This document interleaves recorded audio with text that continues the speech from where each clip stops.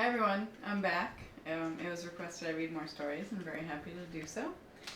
I'm glad you liked my first reading, and so I'm back here to do some more stories. I will say hello to you all again, starting from oldest to youngest. So, hello Katrina, hello Lena, hello Jacob, hello Kira, hello Carly, and hello Jay. I remember Jacob too, right? Maybe Jacob twice. Can't forget my only nephew. So, today I'm reading The Three Little Animals and the Grouchy Ladybug. You may have seen the Grouchy Ladybug before. It's a classic book. I love the Grouchy Ladybug. I haven't read it since the boys were little. The Three Little Animals was written by a very special author, Andrew Gallagher, your cousin. He's over there on the computer.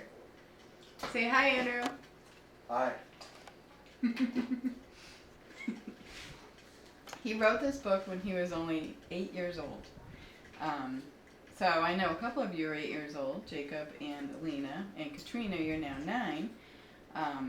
But just want you to know you're not too young to write your own stories. So this book is about 3 pets we had back when Andrew was 8 years old. We had Lola, was our little dog. Tori was one of our kitties. And Napoleon was our first kitty as a family.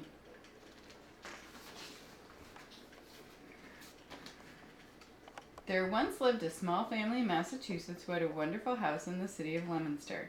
This family had many animals in their house. They had fish, 2 birds, 2 cats, and 1 dog. The little dog's name was Lola. Well, one fine spring day, the Gallaghers looked out their window and decided it was a nice day for a vacation. So they made a trip on a jet plane to a small island in the middle of the lake in the Howards' backyard. That's where they would spend a few days to rest.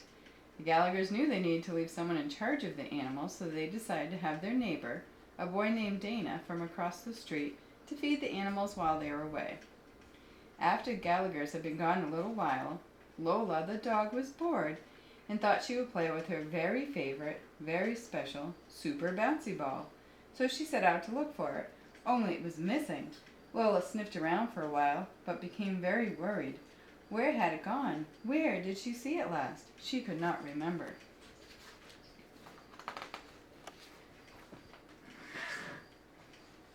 Lola decided to ask Napoleon, the big cat, if he had it. Napoleon was taking a nap on Dad's chair.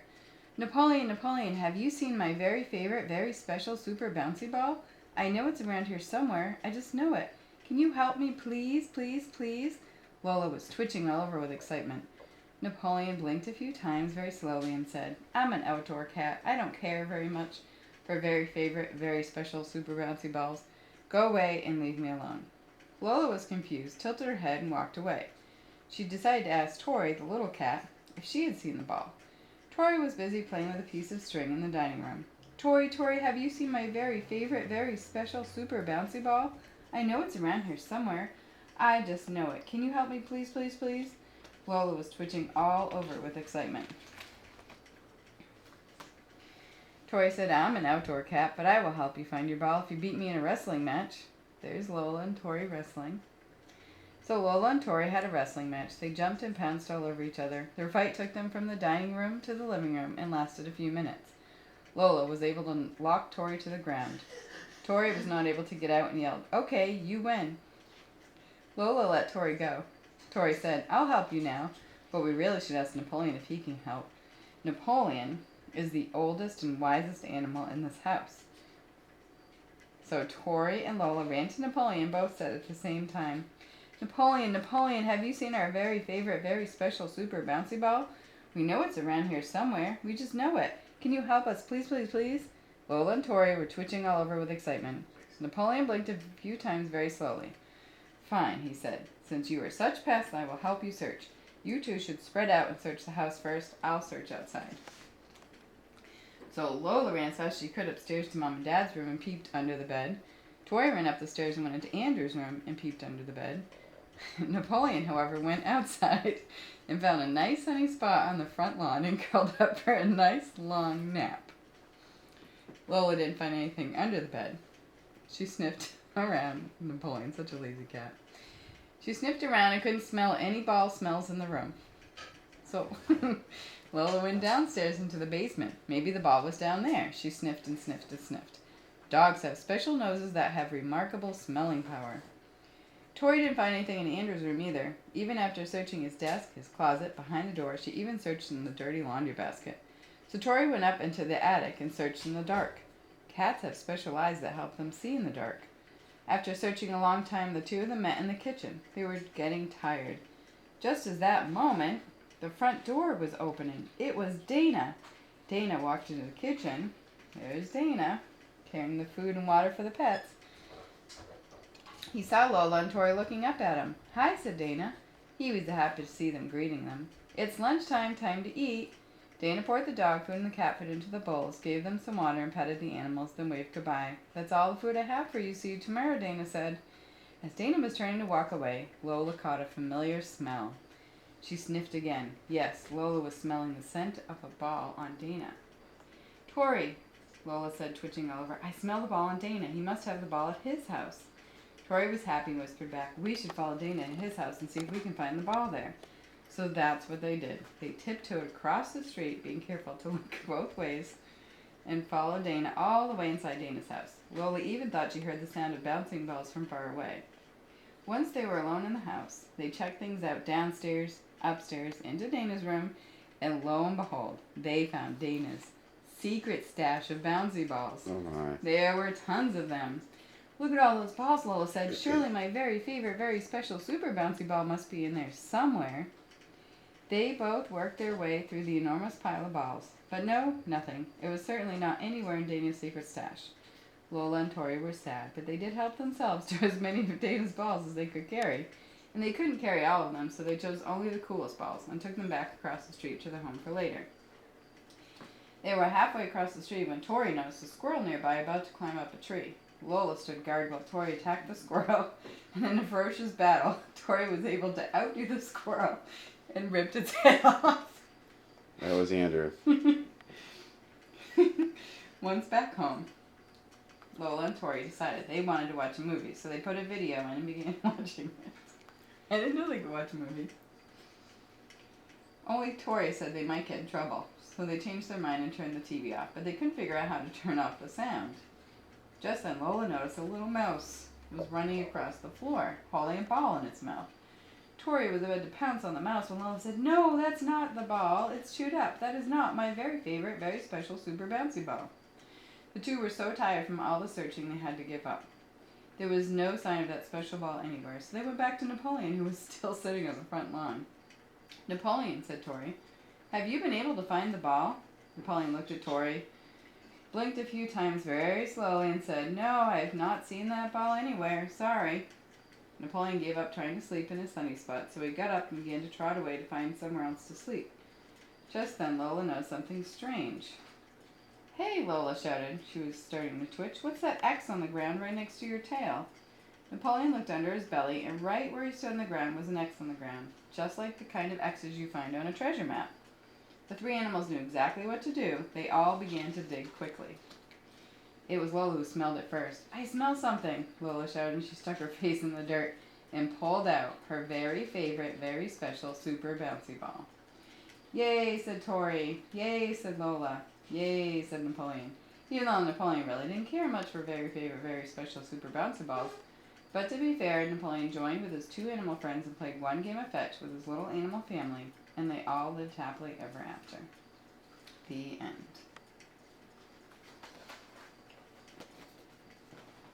Now this is the Grouchy Ladybug, and I like this story because I remember many days when my little boys were grouchy, and I bet some of you have grouchy days. I bet you didn't know that ladybugs could get grouchy too. It was night, and some fireflies danced around the moon.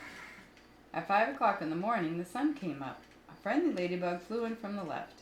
It saw a leaf with many aphids on it and decided to have them for breakfast. Aphids are these little green bugs that like to eat leaves, and ladybugs like to eat the aphids. So therefore, the ladybugs are actually helping the leaves. But just then a grouchy ladybug flew in from the right. It too saw the aphids and wanted them for breakfast. "Good morning," said the friendly ladybug. Go away, shouted the grouchy ladybug. I want those aphids. We can share them, suggested the friendly ladybug. No, they're mine, all mine, screamed the grouchy ladybug. Or do you want to fight me for them? If you insist, answered the friendly ladybug sweetly. It looked the other bug straight in the eye. The grouchy ladybug stepped back. It looked less sure of itself.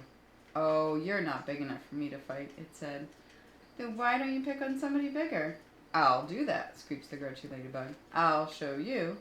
It puffed itself up and flew off. Oops. Okay. At 6 o'clock, it met a yellow jacket. Hey, you, said the grouchy ladybug. Want to fight? If you insist, said the yellow jacket, showing its stinger. Oh, you're not big enough, said the grouchy ladybug, and flew off. At 7 o'clock, it saw a stag beetle. Hey, you, said the grouchy ladybug. Want to fight? If you insist, said the stag beetle, opening its jaws. Oh, you're not big enough, said the grouchy ladybug, and flew off. At 8 o'clock, it came across a praying mantis. Hey, you, said the grouchy ladybug. Want to fight? If you insist, said the praying mantis, reaching out with its long front legs. Oh, you're not big enough, said the grouchy ladybug, and flew off. What do you think's next? The whale. Not yet. At 9 o'clock, it almost flew into a sparrow. Hey, you, said the grouchy ladybug. Want to fight? If you insist, said the sparrow, opening its sharp beak. Oh, you're not big enough, said the grouchy ladybug, and flew off. At 10 o'clock, it saw a lobster. Hey, you, said the grouchy ladybug. Want to fight? If you insist, said the lobster, stretching its claws. Oh, you're not big enough, said the grouchy ladybug, and flew off. At 11 o'clock, it bumped into a skunk. Hey, you, said the grouchy ladybug. Want to fight? If you insist, said the skunk, starting to lift its tail. Oh, you're not big enough, said the grouchy ladybug, and flew off. 12 noon, it spotted a boa constrictor. Hey, you, said the grouchy ladybug. Want to fight? If you insist, said the snake. Right after lunch. Oh, you're not big enough, said the grouchy ladybug, and flew off. At 1 o'clock, it happened upon a hyena. Hey, you, said the grouchy ladybug. Want to fight? If you insist, said the hyena, laughing eerily and showing its teeth. Oh, you're not big enough, said the grouchy ladybug, and flew off. At 2 o'clock, it met a gorilla. Hey, you, said the grouchy ladybug. Want to fight? If you insist, said the gorilla, beating its chest. Oh, you're not big enough, said the grouchy ladybug, and flew off. At 3 o'clock, it ran into a rhinoceros. Hey, you, said the grouchy ladybug. Want to fight? If you insist, said the rhinoceros, lowering its horn. Oh, you're not big enough, said the grouchy ladybug, and flew off. At 4 o'clock, it encountered an elephant.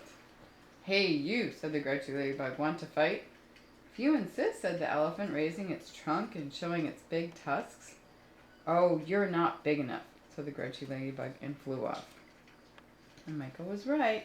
At 5 o'clock, it met a whale. Hey, you, said the grouchy ladybug. Want to fight? But the whale didn't answer at all. You're not big enough anyway, said the grouchy ladybug, and flew off. At 5:15, the grouchy ladybug said to one of the whale's flippers, Hey, you, want to fight? But it got no answer, so it flew on. At 5:30, the grouchy ladybug said to the whale's fin, Hey, you want to fight?